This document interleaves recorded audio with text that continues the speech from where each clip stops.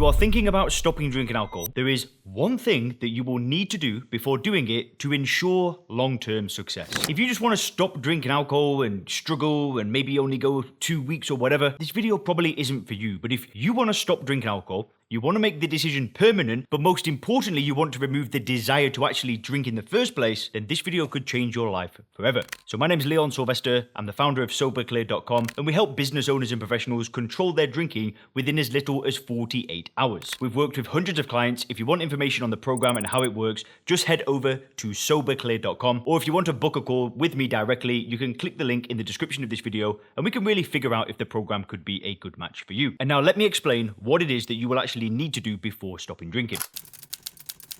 So what is stopping drinking? What are you actually doing? Well, you're not doing this, but before you actually do that, you have to make a decision. You need to decide to do it. And this is a very significant decision. It isn't a small one. You're making a lifestyle change. And you're basically telling yourself that you're removing something that has been in your life for a long time. You might have certain relationships that you've built with that drug. You might be a bit afraid of what's going to happen once you've done it. How are you going to deal with life? And the most important thing you need to do before making this decision is analyze things. So today I'm going to help you analyze the decision to remove alcohol from your life. And then once we've analyzed it, I can actually help you make the decision.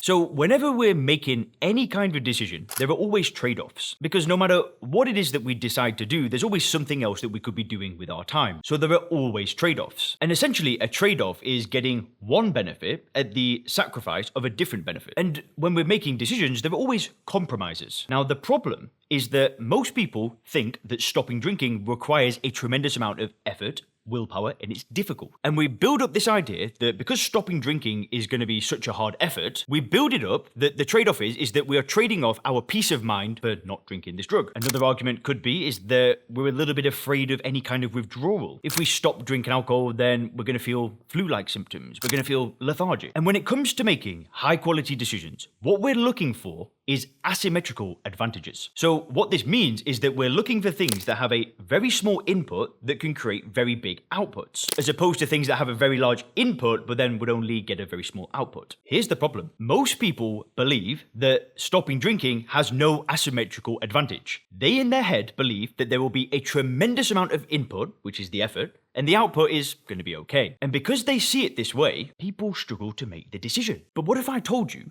that most of the population have it wrong? See, I told you that there were trade-offs to stopping drinking, but those trade-offs are so minute, they are so small. You literally trade a few days of discomfort when you're getting sober, and that's it.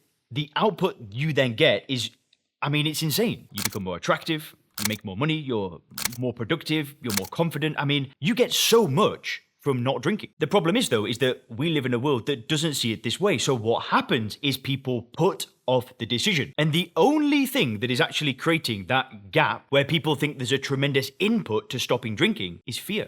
It's all in their head. The input required to not drink alcohol, if you use first principles thinking, which is what I teach on this channel, it's what I do in my coaching program, the input might be a couple of weeks. You might have to study, you might have to read some books, get some courses, do a lot of introspection, but it might take you a couple of weeks to do this. But think about it like this: a 2-week effort for the next 50 years of your life. What could you do for 2 weeks that has a bigger output than that? See, the input required to stop drinking alcohol is tiny, and the trade-offs, they're so insignificant for what you get out of it. And if you're somebody that values your time and you're thinking of stopping drinking alcohol, I want to promise you something. The time, the effort, the resources that you put into making that decision will pay off more than probably anything that you could do. Unless you make some amazing investment decision and 100x your money, okay, maybe that might have a bigger impact on your life. But that's kind of outside of your control. This is something that is within your control that you can do immediately. Now, if you want help analyzing the decision, going deeper, using first principles thinking, then just go over to soberclear.com. You can learn more about the work that we do with people, how we help them get into that state of mind where it's like they don't want to drink. It becomes a logical, easy decision rather than building it up in our head again and again and again. And if you click the video on the screen now, you can actually learn why everybody is stopping drinking.